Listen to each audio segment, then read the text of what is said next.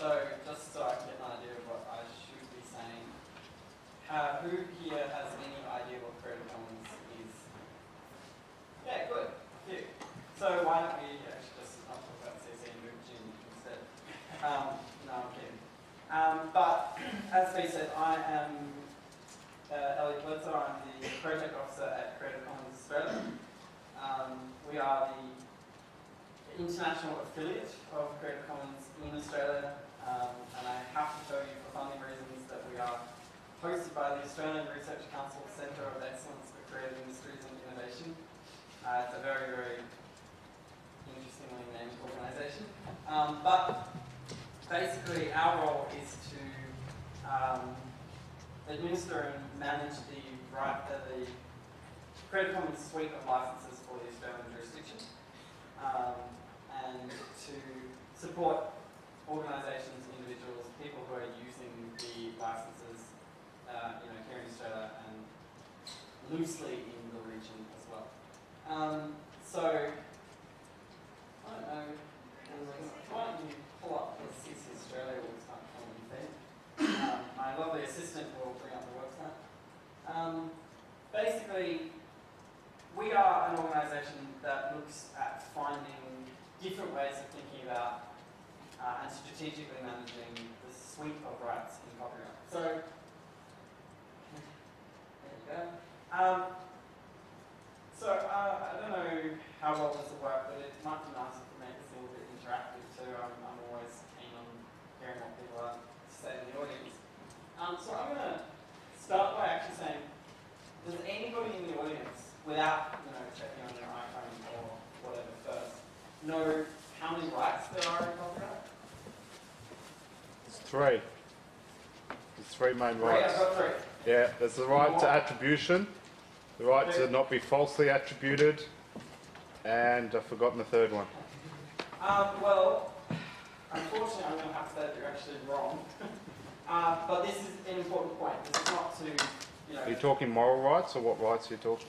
All rights. There's heaps there. There's two sets of rights, economic rights and moral rights. And I guess this is an important point. One of the things that is important about Creative Commons is that before you can even start to think strategically about copyright and how it works and what you can do with it, is you actually have to know what your rights are. And most people in the creative industries are not aware that there's even more than one. They think that copyright is a single right. In point of fact, it is 5 rights, or at least the economic part of it is 5 rights, including the right to control copy and distribution of the work, adaptations of the work, to perform it publicly, to broadcast it publicly. What's the other one? Can't remember off the top of my head.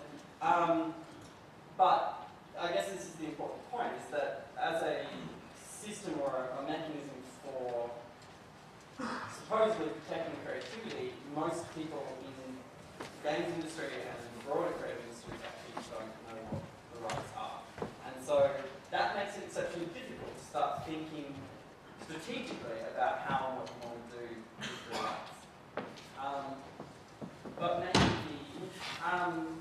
you just go to the licenses page. So what Creative Commons does is it tries to break up those rights or to associate certain parts of those rights. So what you can do is make certain content available on terms that allow certain parts of your copyright to be reused by other people. So the first one is attribution, which is very similar to one of the moral rights we have in Australia, which is basically if you use my stuff, acknowledging me as the creator. Likewise, there is the ability to control or grant commercial reuse of the content.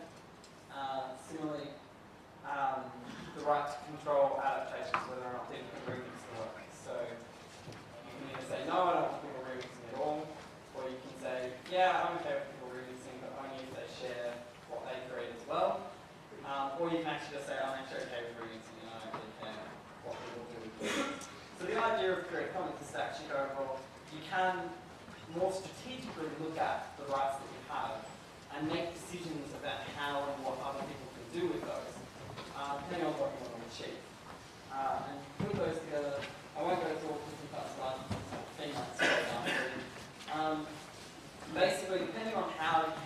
put these components together, and we have a nifty license generator that asks you questions like, are you okay with people making money with your work? Because we know that most people who use CC are not lawyers, and that's a good thing. So we try to make it as simple as possible, but depending on how you answer the questions, it generates 1 of 6 possible licenses, ranging from an exceptionally broad license, the attribution-only license, which says you can do anything you want. You can make money, you can remix, whatever you want, as long as you acknowledge me as the creator, down to the most restrictive license, which is basically a distribution-only license. It says it's attribution non-commercial, no derivatives license, and basically all you can do is pass it on. You have to acknowledge the creator, you can't make any money out of it, and you can't change the work in any way. So I guess that's just a really quick snapshot of the licensing model. I don't want to spend too much time going into the complexity of it, because what I'd actually rather do is talk about projects that people are doing and whether or not there's anybody using CC at the moment or thinking about it, and how we might sort of talk through some of the problems or some of the things that you're not sure about. So I'm going to shut up. I was just going to say, it's interesting you saying, most people aren't lawyers, and that's a good thing. To get a grasp on some of these things, it is quite technical, and I think, as a free software person with free with capital F, I find that it's a similar kind of thing, like people say, oh, that's open source, free software, whatever. It's all in their mind, just one thing, they don't realise there's subtleties to it. But, is that something, I think Creative Commons has done a great job. Like, there's not just relying on it, you kind of quite easily find out what. But I think a lot of people probably come to a Creative Commons work and kind of just assume, oh, I can do whatever the hell I want because it's Creative Commons. Maybe, I'm sure there's probably components of licenses who probably don't get how the licensing model works, and then each license is actually quite significantly different. However, Creative Commons works really hard to make it as clear as possible.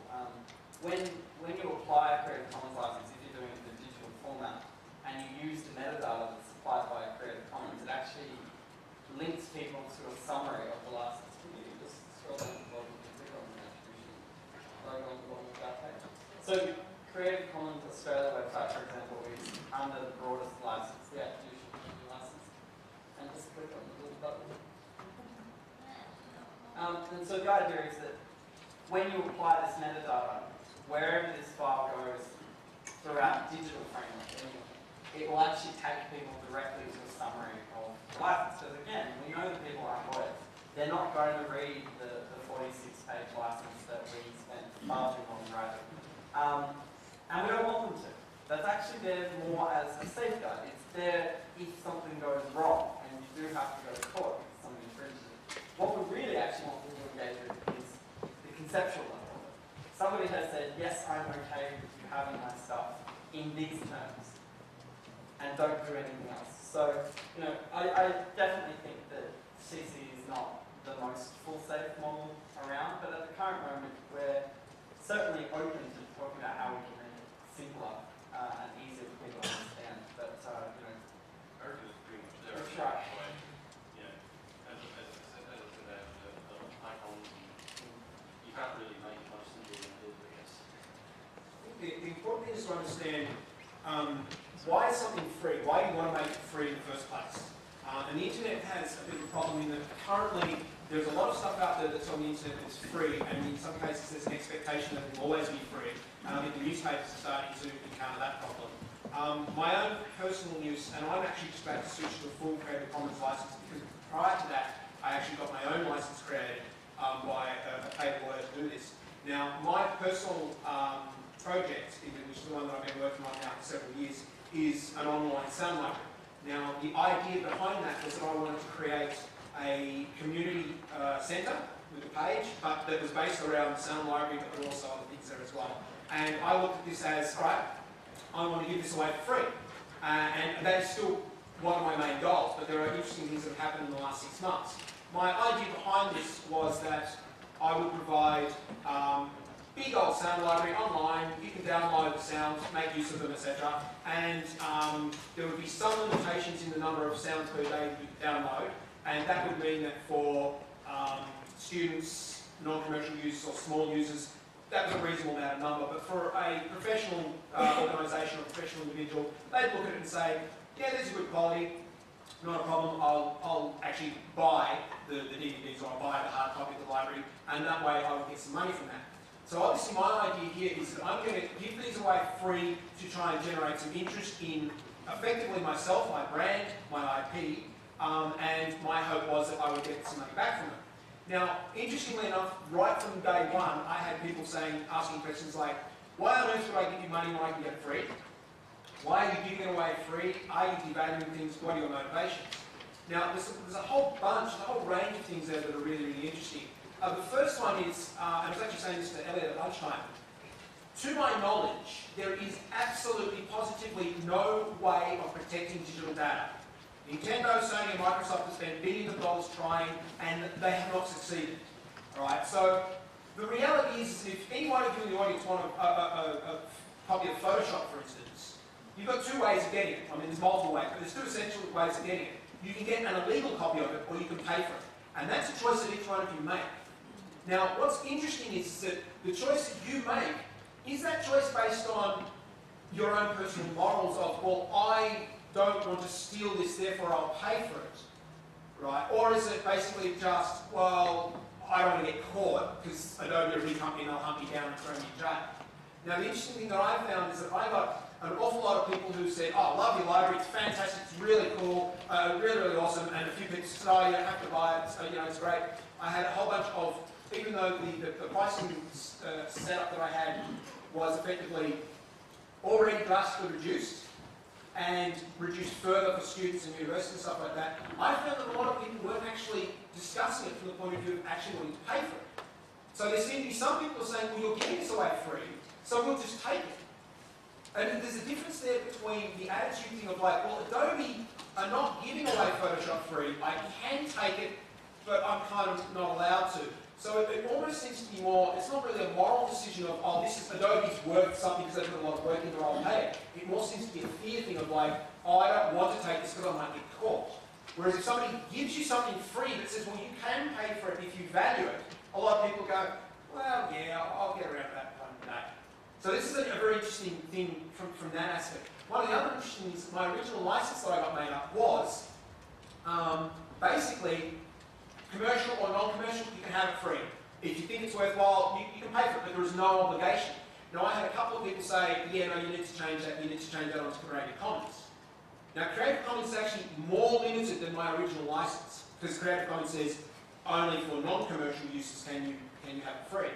Alright, so even though, depending on which license, but generally that was the license I was talking about. I was talking about the non-commercial license.